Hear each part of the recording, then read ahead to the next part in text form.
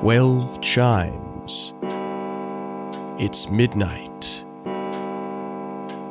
At midnight, anything can happen.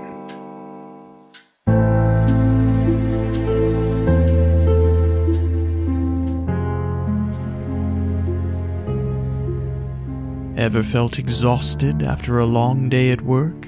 What if the radio didn't provide the relaxation you expected?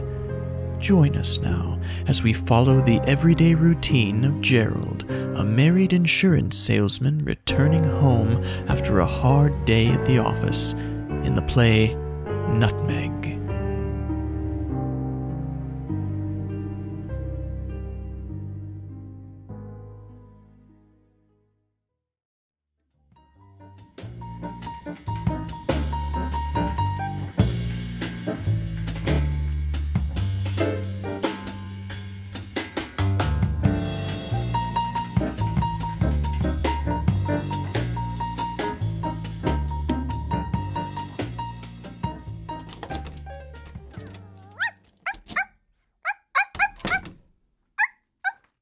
Fran? Honey, I'm home. Well, it's about time. Wash up and come to the table, Gerald. Your supper's getting cold. Yes, dear. Honestly, they seem to be keeping you in that office late every night. I barely even see you anymore. It seems like it's just me and poor Muffin, all alone in this house. Now, Fran, let's not start this up again. You know I have that big deal I'm trying to close at work. Yes, big deal. Oh, what does that dog of yours want now? You be nice to Muffin. She's hungry. Poor thing, waiting for grumpy old daddy to come home. I'm not grumpy, just tired. Go feed the dog, Francine. I need to lay down and relax. But what about your dinner? I'll have it later. Now be a dear and pour me a gin and tonic, will you? I'll be in the sitting room. Oh, all right, Gerald. Oh, my head. A little music. That'll do the trick. Let's see what's on the radio. Let's see, where was that station? No.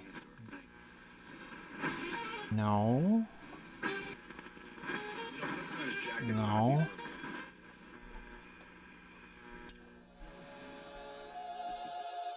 Ah, there. That's the stuff. Here, Gerald. I hope you like it. Thanks, dear. Bit of an odd flavor. What'd you put in it?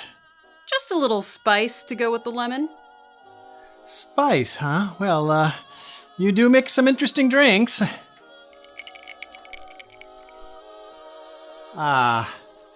Thanks, Fran. I think I'll, just rest here and listen to the radio for a bit, if you don't mind. Oh, all right. Just don't forget about your supper. That was Marvin Silliman's orchestra, live from the Meridian Room of the Plaza Hotel in downtown Chicago. And now, a word from our sponsor. Friends, you've been working hard, haven't you? Tired and worn out after a long day at the office? Does it seem like life just isn't the same anymore? Is the everyday routine of life getting you down, Gerald? Why, yes, What? Well, we have the perfect product for you. It's brand new, non-caffeinated, flavorful Pep. Admit it, Gerald. You deserve more out of life, and Pep is the drink that will add pep to your step. Fran? 8 out of 10 doctors Are you doing this? with every meal to add Doing vibrant what? energy to your day. And you could certainly use the energy, couldn't you, Gerald? The radio. Peppy flavors, the peppy taste, That's some trick, everything you could want getting my is name on the radio like for that. Only 10 cents a can. I haven't the It foggiest costs less idea than what the you're leading talking brand about, and Gerald. provides you with But twice as well, much just value. listen. So friends, purchase Pep exclusively at your neighborhood A&P. Just look for the little round red can and put Pep in your step. Listen to what? It's just a radio commercial. But you missed it. The announcer was talking directly to me. He was talking to everybody, Gerald. Honestly, I think these long hours at work are taking a toll on you.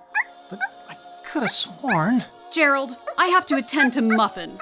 Just try to relax and finish your drink. Oh, all right. See the dog.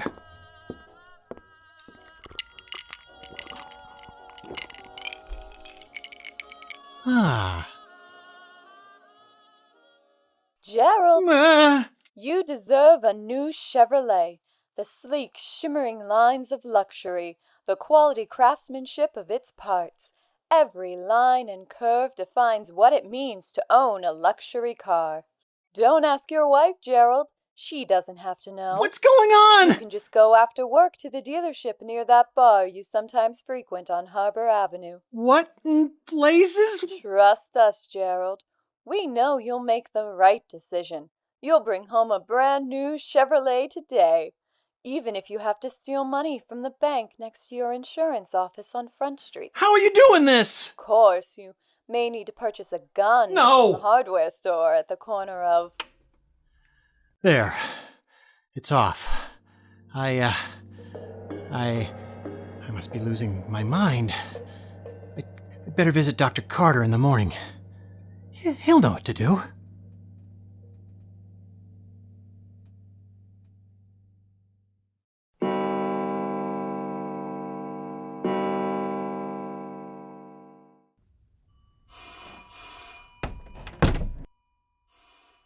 Well, Mr. Henderson, I've checked you out, and to the best of my knowledge, what you're describing is just a bad case of nerves, I'm afraid. But what about the voices on the radio? No voices, Mr. Henderson, just nerves.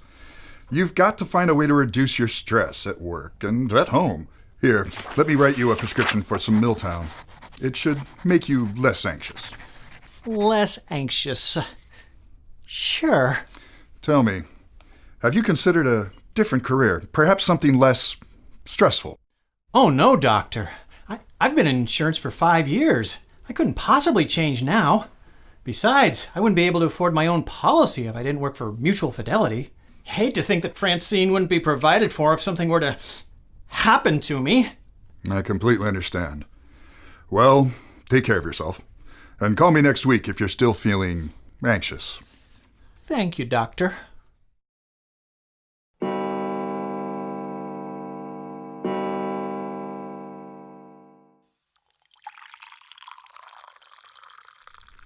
Here, have some more coffee, dear. Oh, thanks, Fran. You see, just as I told you, the doctor's right. It's just nerves. You'll be fine. I suppose so. It's just... well, nothing like this ever happened to me before. All those long hours must be catching up to you. Maybe you can leave work early today and go straight to bed. Straight to bed. Sure.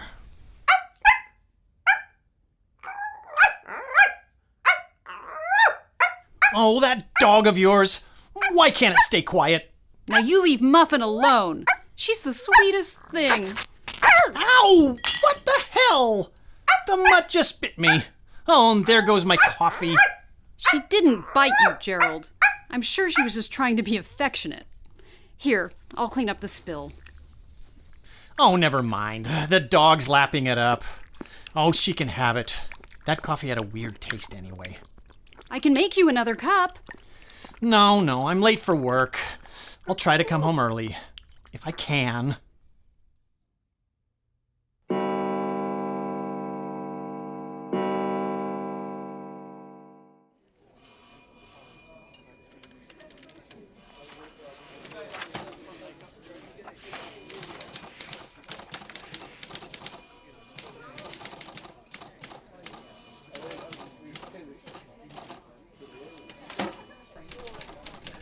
It's about time you showed up, Henderson. Sorry, Mr. Delancey. I had a doctor's appointment this morning. Oh, and the traffic. Oh, it was murder. I'm not interested in your excuses, Henderson. You need to prepare for our client meeting on the double. Yes, sir, Mr. Delancey. And I want to see you in my office right afterwards. We need to discuss your substandard performance these last few weeks. Oh, wonderful. When will it end? Morning, Gerald. Boss picking on you again, huh? Yeah. What else is new? Mind if I turn on the radio? Might help you relax. Sure, Bill. Go ahead.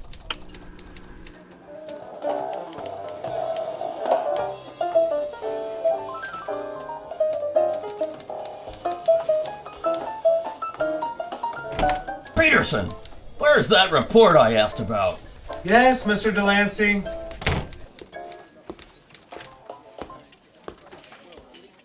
And now, a word from our sponsor. Isn't it time you got a smart new pair of shoes? Well, this weekend at Smith's Factory Outlet in Naperville, we're having a clearance sale that will literally knock your socks off. Have you looked at your shoes lately, Gerald? What? No! It can't be! Yes, those old shoes sure are scuffed and worn. Your coworkers notice, Gerald. So does your boss. Why do you think he picks on you so much? Maybe it's time to get back at him. No! No! Oh, sure, Gerald. It'll be easy. He drinks coffee, right? Just one slip of something in his drink at the right opportunity, and he'll be seeing things differently, that's for sure. I gotta get out of here. Get back home.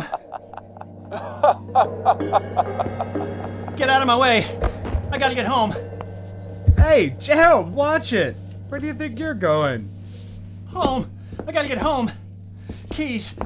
Come on. Gotta get home. Jeez, where's he going so fast? It's like he's seen a ghost.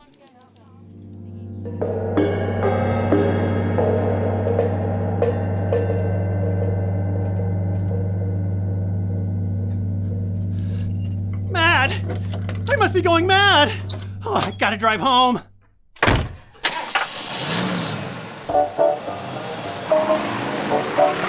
No! Get out of my head! There. Radio's off. I gotta get home. Gotta get home. Gerald! Gerald! Gerald! Ah! You can't get away from us that easily. Leave me alone! Leave me alone! Ah!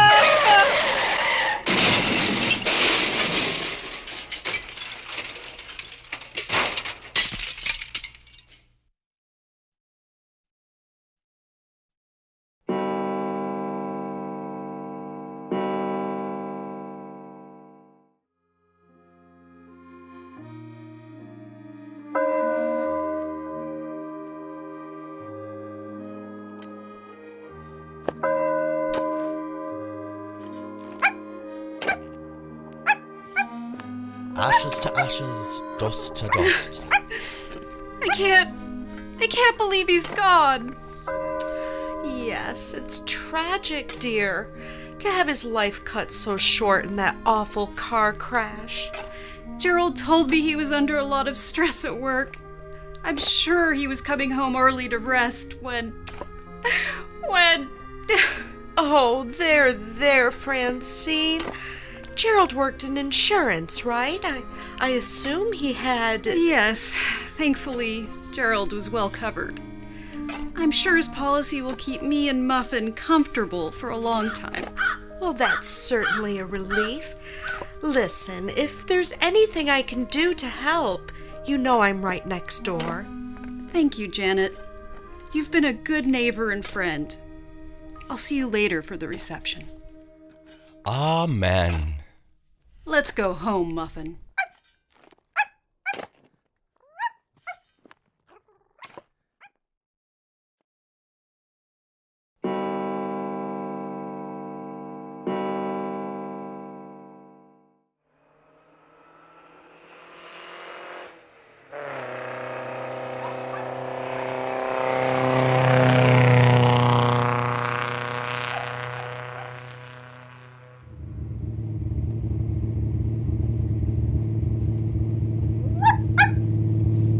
Can't believe it, Muffin. All those years finally paid off. I was hoping all that nutmeg in Gerald's drinks would have an effect one day, and boy did it ever. Who would have thought that having too much nutmeg can cause hallucinations? I certainly didn't believe it. But it actually worked. And that extra nutmeg these last few days must have really done the trick. Now we're free, Muffin. Free of that dull Gerald and set for life. Muffin, get down. Muffin, I'm trying to drive. What's gotten into you, Muffin? Ow! Muffin, stop it. I can't concentrate on the road. No, Muffin, no!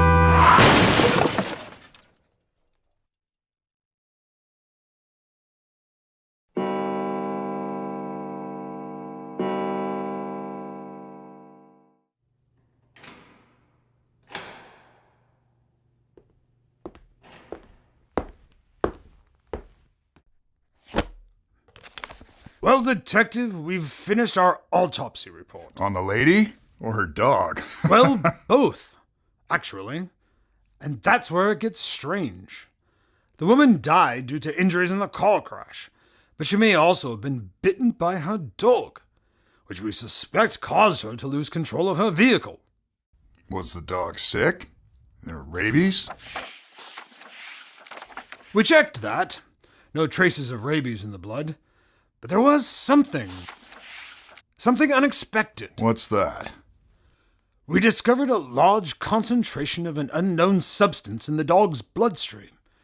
It may be related to a residue we found around the fur and mouth, which we identified as the spice nutmeg.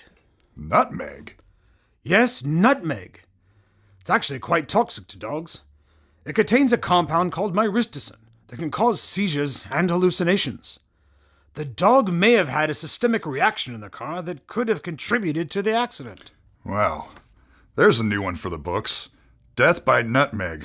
What a way to go. You know, I also heard that the victim's husband died in a car crash the other day. And so close to Christmas, too. Damn shame. Well, that's life, I guess. Detective, you want some of our holiday cheer before you go? We've got some fresh eggnog in the back. No, thanks. I think I'll steer clear of nutmeg for a while.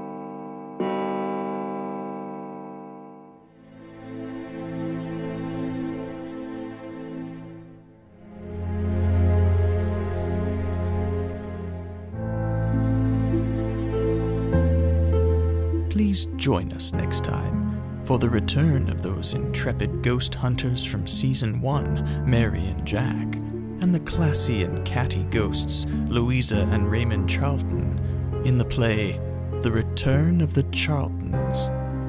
Tonight's episode was written by Josh Horowitz, produced and edited by Aimee Pavy.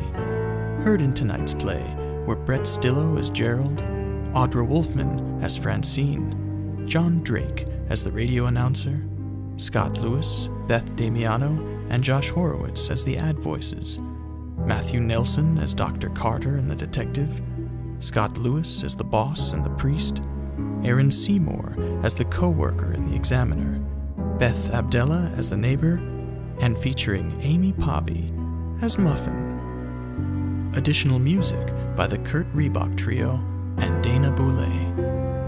Episode cover art by Kirsten Tradowsky. Logo design by Michael Dern. And yours truly, Josh Horowitz.